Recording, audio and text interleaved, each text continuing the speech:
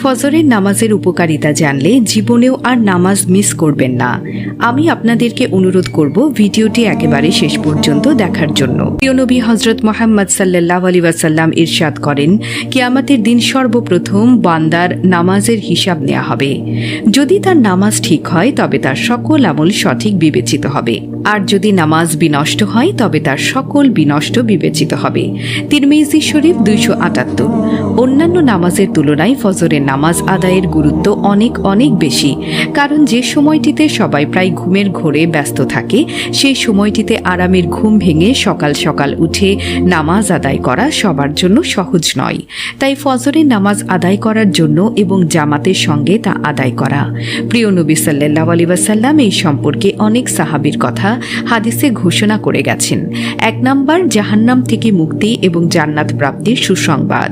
সুবহানাল্লাহ। বিখ্যাত তাবেঈ আবু বকর বিন উমারাহ তার পিতা রুয়াবাহ থেকে বর্ণনা করেন, আমি রাসূলুল্লাহ সাল্লাল্লাহু আলাইহি ওয়াসাল্লামকে বলতে শুনেছি, যে ব্যক্তি সূর্যোদয়ের আগে এবং সূর্যাস্তের আগে অর্থাৎ ফজর এবং আসরের নামাজ আদায় করে, এমন কখনো ব্যক্তি জাহান্নামে যাবে না। সুবহানাল্লাহ। মুসলিম শরীফ হাদিস নাম্বার 1322। দ্বিতীয় নাম্বার হচ্ছে ফজরের নামাজে দাঁড়ানো সারা রাত দাঁড়িয়ে নামাজ পড়ার সমান।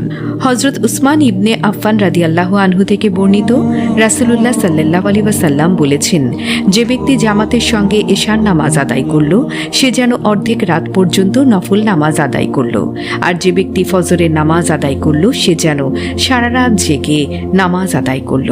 সুবহানাল্লাহ। মুসলিম শরীফ হাদিস নম্বর 1377। তৃতীয় নম্বর হচ্ছে কিয়ামতের দিন সরাসরি আল্লাহকে দেখার সৌভাগ্য লাভ করবে।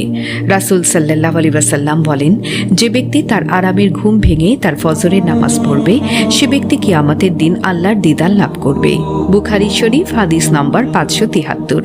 এটি হলো বান্দার জন্য সর্বোত্তম পুরস্কার। হযরত হারির বিন আব্দুল্লাহ রাদিয়াল্লাহু তাআলা আনহু বর্ণনা করেন, একবার আমরা নবী করিম সাল্লাল্লাহু আলাইহি ওয়াসাল্লামের কাছে উপস্থিত ছিলাম। হঠাৎ তিনি পূর্ণিমার চাঁদের দিকে তাকিয়ে বললেন, ওই চাঁদকে তোমরা যেমন দেখছো, ঠিক তেমনি অচিরেই তোমরা তোমাদের প্রতিপালককে স্পষ্ট দেখতে পাবে। তাকে দেখতে তোমার কোনো ভিড়ের সম্মুখীন হবে না। কাজেই তোমার যদি সূর্যোদয়ের আগে ও সূর্যাস্তের আগে সালাত আদায় করো, তাহলে তোমরা তাই অর্জন করবে।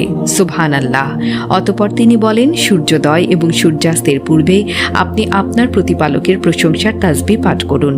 আল কুরআন সূরা কাহাফ আয়াত 39। 4 নম্বর হচ্ছে ফজরের নামাজ কিয়ামতের দিন নূর হয়ে দেখা দিবে। বিখ্যাত সাহাবী আনাস রাদিয়াল্লাহু তাআলা আনহু বলেন, রাসূলুল্লাহ সাল্লাল্লাহু আলাইহি ওয়াসাল্লাম বলেছেন, রাতের অন্ধকারে মসজিদগুলোতে যাতায়াতকারীদের কিয়ামতের দিনের পরিপূর্ণ নূরের সুসংবাদ দাও। সুবহানাল্লাহ। ইবনে মাজাহ শরীফ হাদিস 781। 5 নম্বর হচ্ছে ওই দিনের পুরোটাই আল্লাহর জিম্মায় থাকার বিরল সৌভাগ্য লাভ করা যায়। ফজরের নামাজ পড়লেই শুধু এই আকর্ষণীয় সৌভাগ্য লাভ করা যায়। রাসূলুল্লাহ সাল্লাল্লাহু আলাইহি ওয়াসাল্লাম বলেছেন, যে ব্যক্তি ফজরের নামাজ আদায় করল, সে মহান আল্লাহর রক্ষণাবেক্ষণের অন্তর্ভুক্ত হল বা আল্লাহর জিম্মায় চলে গেল। মুসলিম শরীফ আয়াত 1379। 6 নম্বর হল সরাসরি আল্লাহর দরবারে নিজের নামে আলোচিত হবে।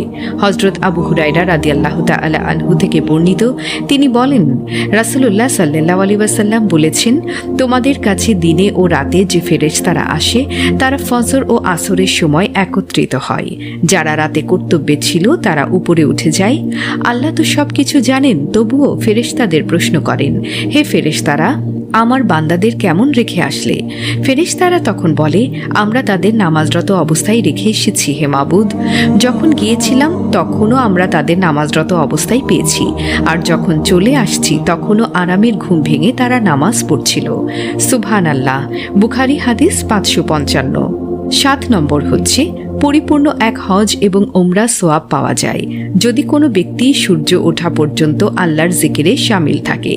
হযরত আনাস ইবনে মালিক রাদিয়াল্লাহু তাআলা আনহু থেকে বর্ণিত, তিনি বলেন, রাসূল সাল্লাল্লাহু আলাইহি ওয়াসাল্লাম বলেছেন, যে ব্যক্তি জামাতের সাথে ফজরের নামাজ আদায় করে, আল্লাহর জিকিরে যুক্ত থাকে, সূর্য উদয় হওয়া পর্যন্ত 2 রাকাত নফল নামাজ আদায় করে, সে পরিপূর্ণ এক হজ এবং ওমরায়ের সোয়াব পাবে।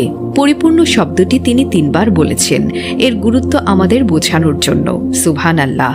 সুনানে তিরমিজি হাদিস 586। 8 নম্বর হলো দুনিয়া আখিরাতের সেরা বস্তু হলো অর্জিত হয়ে যাবে।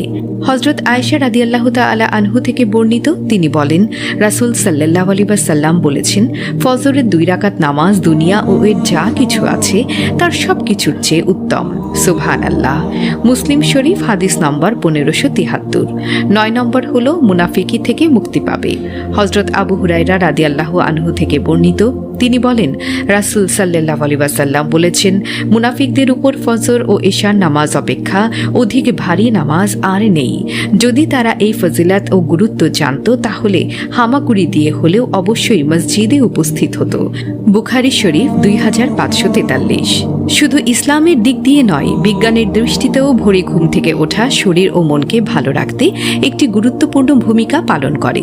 সকালে ঘুম থেকে উঠলে তাদের সারাদিন ভালো ও সুন্দর কাটে, কর্মক্ষেত্রেও সফল হওয়া যায়, ব্রেইন ভালো থাকে, অনেক রোগ থেকে মুক্তি পাওয়া যায়, মানসিক চাপ থেকে মুক্তি সহ আর অনেকভাবে সফল হওয়া যায়, চেহারায় নূর ভেসে ওঠে। শুধু প্রয়োজন যখন আকাশ বিকট অন্ধকার থাকে, সেই অন্ধকার থাকতেই ঘুম থেকে উঠে মসজিদে গমন করা এবং ফজরের জন্য অপেক্ষা করা। এটি যে শারীরিক কত সুস্থতা এবং মানসিক চাপ মুক্তির কারণ তা আমরা অনেকেই জানি না। আল্লাহ তাআলা সকল মুসলিম উম্মাহকে জামাতের সাথে ফজরের নামাজ সহ 5 ওয়াক্ত নামাজ আদায় করার তৌফিক দান করুন। আমিন। প্রিয় দর্শক, জানার স্বার্থে, দাওয়াতি কাজের স্বার্থে ভিডিওটি অবশ্যই শেয়ার করে ছড়িয়ে দিন। হতে পারে আপনার একটি শেয়ারে বহু মানুষ উপকৃত হবে ইনশাআল্লাহ। ভিডিওটি ভালো লাগলে অবশ্যই লাইক, কমেন্ট, শেয়ার এবং সাবস্ক্রাইব করবেন এবং আপনাদের যদি কোনো প্রশ্ন থাকে আমাদেরকে কমেন্ট করে জানাবেন। আমরা চেষ্টা করব আপনাদের প্রশ্নের সঠিক উত্তর দেওয়ার। দেখা হবে পরবর্তী ভিডিওতে। আল্লাহ হাফেজ।